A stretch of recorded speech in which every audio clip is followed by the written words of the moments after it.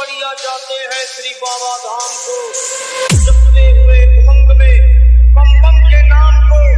एकलौता बेटा बाप का, माता का नौनिहाल, कांवड़ चढ़ाने के लिए वो भी चला 1 साल।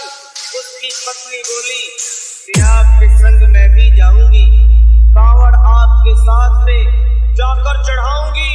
खुशियों में झूमते हुए वो दोनों चल पड़े, भोले को जल चढ़ाने के लिए घर से निकल पड़े। सुल्तानगंज में पहुंचकर जहां से जल भरा जाता है, गंगा के किनारे खुश होके देखने लगे मेले के नजारे।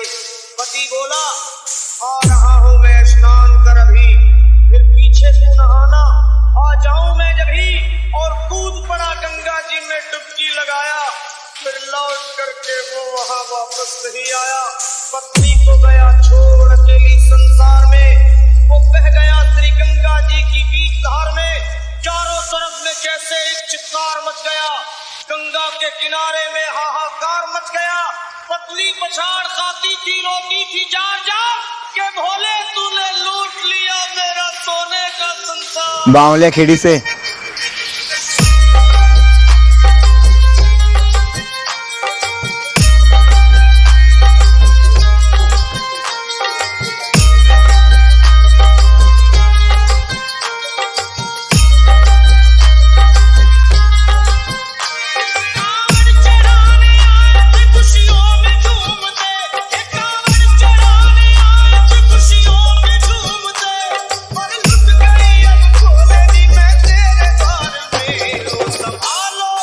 बावलिया खेड़ी से